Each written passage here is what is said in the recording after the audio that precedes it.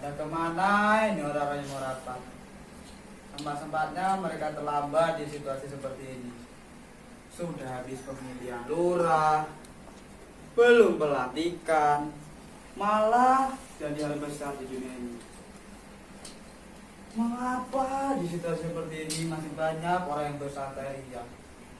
Dan di situasi seperti ini pun masih mengadakan rapat pula untuk menanggulangi hal besar yang terjadi saat ini. Assalamualaikum. Waalaikumsalam.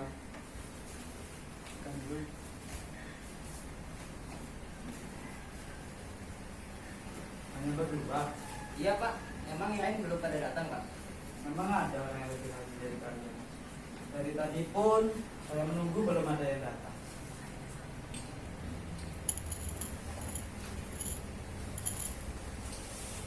Assalamualaikum. Waalaikumsalam.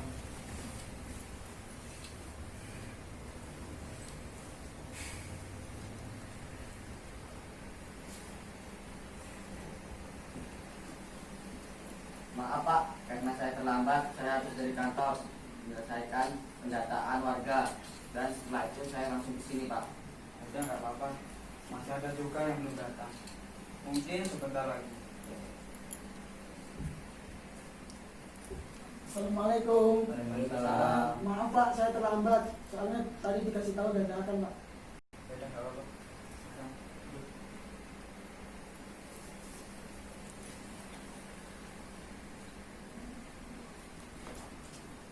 Maaf Pak, sebelumnya saya mau tanya. Bapak kan baru pilihan bulan lalu.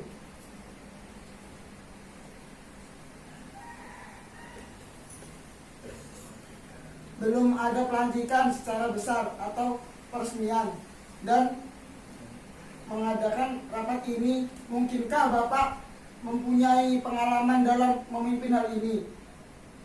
Dikarenakan Bapak juga harus sekali ini terpilih menjadi kepala desa. Pertanyaannya mengejutkan bagi saya. Tapi karena saya sudah terpilih menjadi kepala desa, artinya masyarakat percaya pada saya untuk memimpin desa ini. Dan semaksimal mungkin saya akan menjadikan tempat ini aman dari wabah yang terjadi saat ini. Mengenai hal itu, mungkin ada yang bisa kamu bagikan? Tidak Pak, saya hanya sekedar tanya aja. Tidak apa-apa. Assalamualaikum. Waalaikumsalam. Maaf Pak, datang terlambat baru selesai dari kantor. Tadi pulang dulu, biasalah banyak urusan, namanya juga perempuan Pak. Ya mungkin kita bisa langsung ke pembahasan pokok aja Pak. Mari, duduk.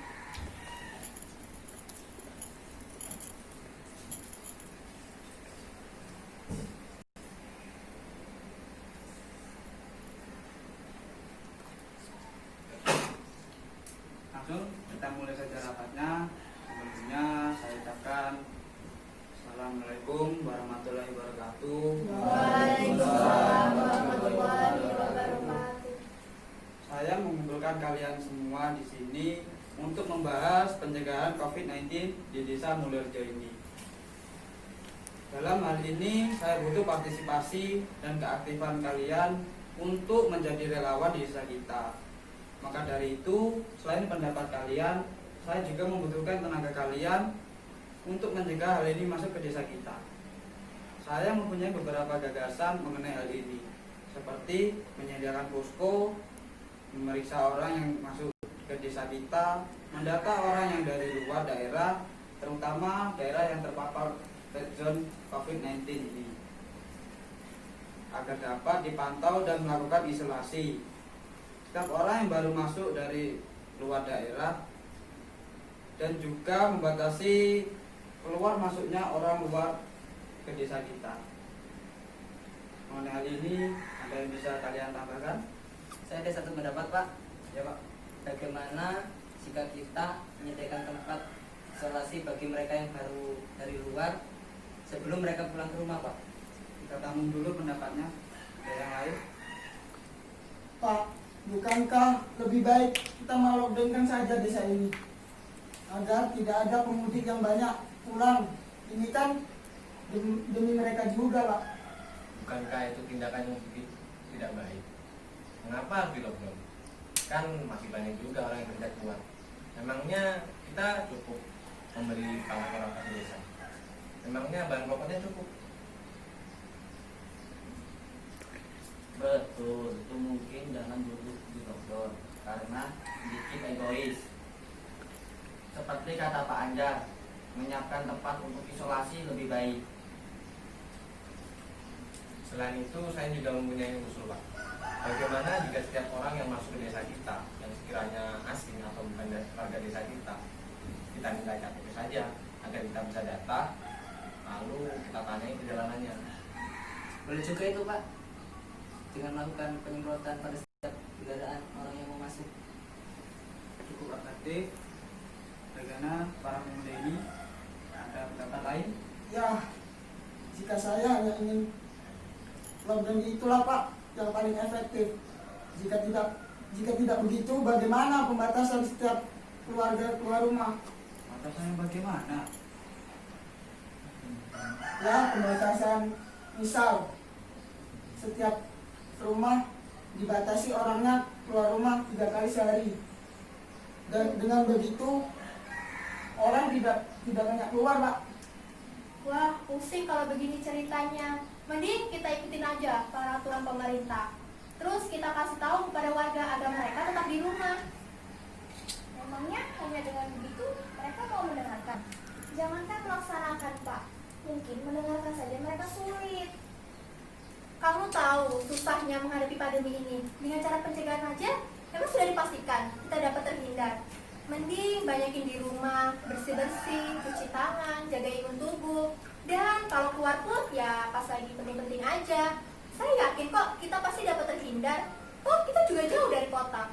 Memangnya kamu lupa, desa kita ini gak jauh dari jalan besar.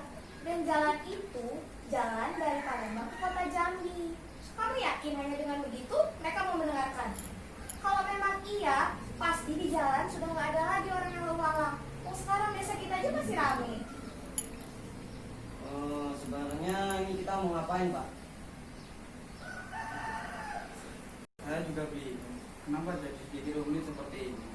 Padahal tadi tujuan awalnya untuk mencari cara mencegah COVID ini. Tapi Pak, ada benarnya kata Bu Bendahara. Mending kita imbau masyarakat untuk banyakin di rumah, rajin cuci tangan.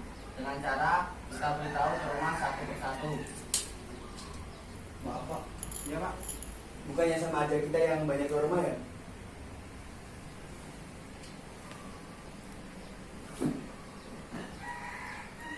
Ya kok jadi kita yang ribet sih Pak? Bagaimana kalau kita kembali ke awal? Jika kita menyediakan posko seperti kata Pak Kades, kira-kira apa yang kita butuhkan?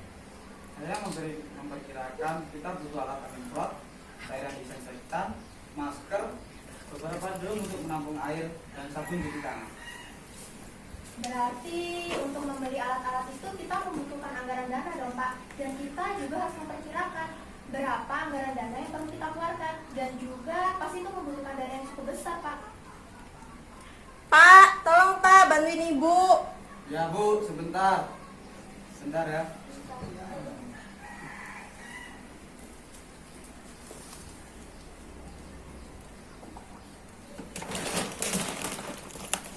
Oh, maaf ya, ada rapat ya, maaf mengganggu waktunya. Ini loh, habis dari pasar buat beli bahan pokok untuk persiapan. Iya Bu, nggak apa-apa. Banyak banget Bu belanjanya. Untuk hajatan apa? Enggak, cuman buat persiapan aja. Soalnya kalau kehabisan bahan pokok terus di lockdown kan susah. Wah, Ibu ini gimana? Bukannya ini sedikit berlebihan? Gimana kalau nanti warga pada ikut-ikutan? Bukan itu Bu, bukan Ibu itu panutan. Terus kalau bahan pokok menipis bagaimana? Pak Ibu ini bagaimana? Seharusnya saat ini kita membantu warga yang kesulitan, kok malah belanja untuk diri kita sendiri. Bapak itu yang bagaimana? Seharusnya Bapak itu sedikit membela saya. Kenapa membela mereka? Ini kan juga buat kita. Ya Bu, di masa tenggang ini seharusnya kita dapat melakukan mana yang harus kita lakukan, seperti tidak panik, tidak belanja berlebihan. Karena kegiatan ibu ini bisa memperparah keadaan.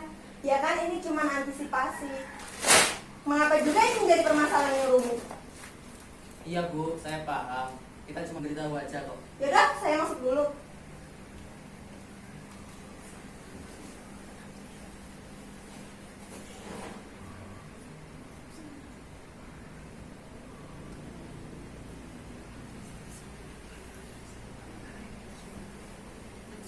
Jadi gimana? Aduh Pak, pusing. Bisa disambung besok aja nggak?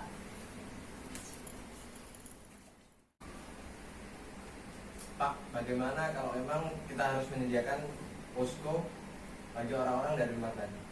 Iya Pak, mungkin memang lebih baik kita menyediakan tempat isolasi bagi orang luar yang baru masuk sebelum mereka pulang ke rumah masing-masing Pak. Ada betulnya juga tuh Pak. Jadi kita dapat mengawasi orang-orang yang masa isolasinya belum selesai. Bagaimana pengurusannya? Namanya kita tidak memerlukan alat untuk antisipasi. Memangnya alat pelindung diri tidak diperlukan saat kita menyiapkan tempat untuk isolasi. Dan juga kita membutuhkan persiapan yang cukup untuk orang-orang dan juga penjaganya. Daripada itu, jangan lupa saja kita mendata orang yang dari luar. Yang penting, data mereka untuk pengawasan. Memangnya itu cukup Pak? Memangnya Bapak yakin? Bagaimana kalau ada mereka keluar rumah dan bertemu orang-orang? Bapak tahu Pak, masyarakat kita seperti punya pola pikir aturan itu dibuat untuk dilanggar. Iya Pak, banyak masyarakat juga yang menyebabkan COVID-19 ini karena mereka kurang informasi sehingga mereka membatasi sumber informasi yang ada Pak. Ada juga orang yang tidak percaya Pak terhadap COVID-19 ini. Jadi mereka menyepelekan peraturan yang ada. Pusing lah kalau apa yang setiap kita lihat hanya COVID terus. Yang ada kita di sini nih tambah stres dan juga takut.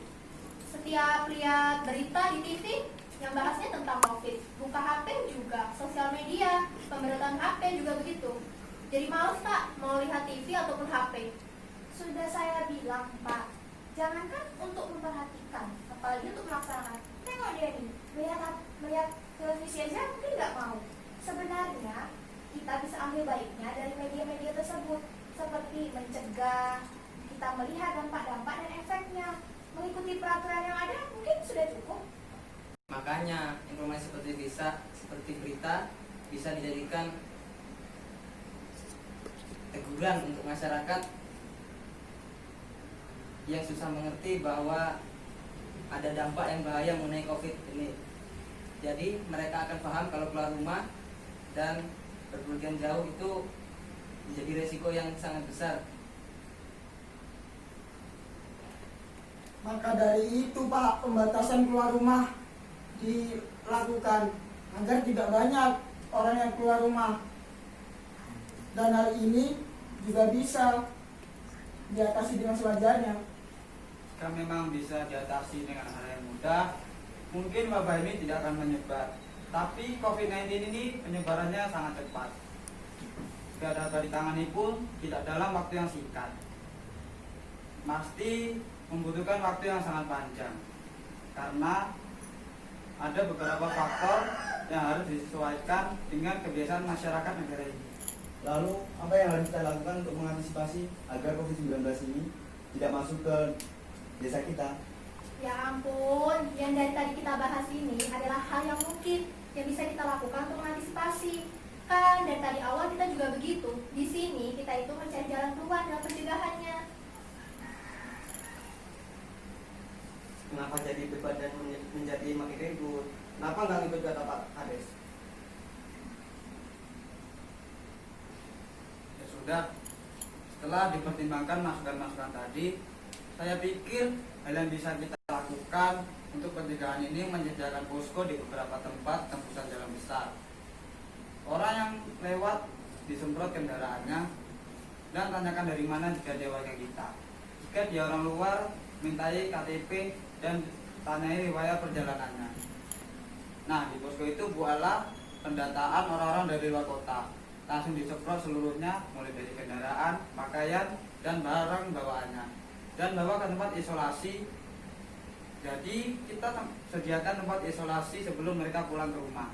Dan jangan lupa beritahu masyarakat yang keluar untuk menggunakan masker dan mencuci tangan setelah sampai di rumah. Ya sudah Pak, setidaknya kita ada upaya pencegahan. Iya Pak, saya rasa itu juga cukup. Ya untuk sementara mungkin kita lakukan itu saja Pak untuk mencegah ini. Nanti kita lakukan kegiatan pencegahan yang lainnya lagi. Yang sudah dibuat, saya ikut aja lah Pak. Baiklah Pak, saya akan mencatat alat-alat apa saja yang dibutuhkan dan juga memperkirakan anggaran dananya. Iya itu Pak. Ya sudah Bu, tolong catat apa yang sekiranya kita butuhkan.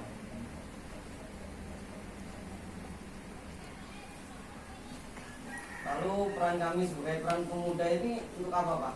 Kenapa kami juga disuruh ke sini?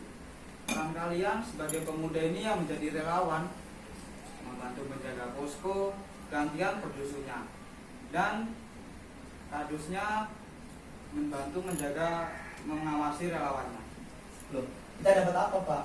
Kita juga butuh uang buat beli bahan pokok. Kan Pak, lockdown saja lah. Nanti mereka nggak keluar desa. Agar desa aman, nggak perlu posko. Untuk sementara kita tidak perlu lockdown karena ada beberapa masyarakat yang masih punya kepentingan keluar. Lagi pula kita tadi kan sudah memutuskan. Bukan begitu Pak. Kalau jaga posko, kita tidak bisa kerja, tidak bisa cari uang, dan tidak bisa beli bahan pokok. Apalagi masalah oknum yang egois, membeli bahan makanan yang berlebihan.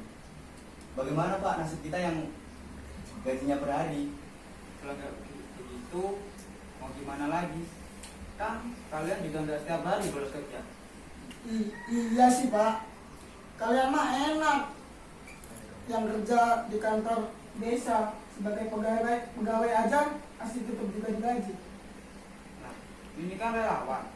Jadi siapa yang mau tinggal berangkat, yang enggak ya sudah.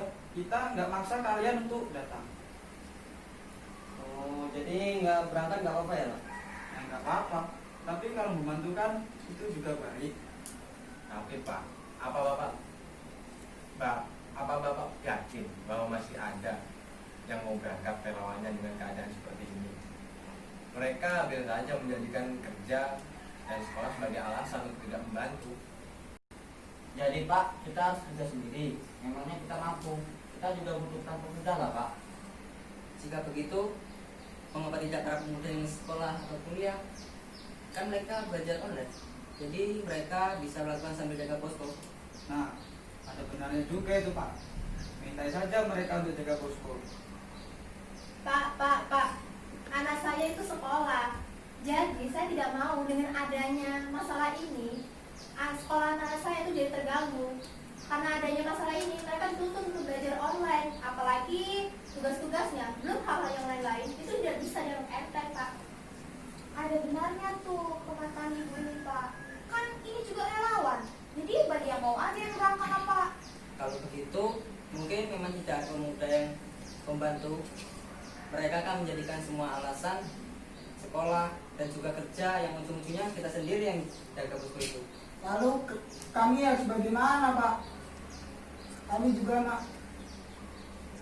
juga masih sekolah dan kerja itu juga penting Pak bagi kami.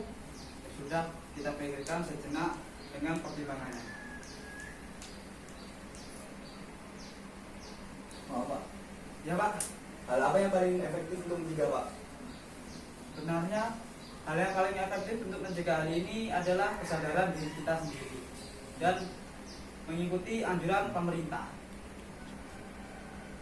Ya waspada sih boleh, tapi jangan panik.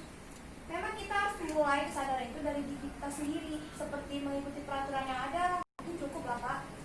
Lalu mengapa kita harus begitu dari tadi? Harusnya kita berpikir ini kan demi kebaikan kita juga. Iya, harusnya kita juga membantu. Ya maka dari itu, desa hanya ikut berperan mencegah sebisanya.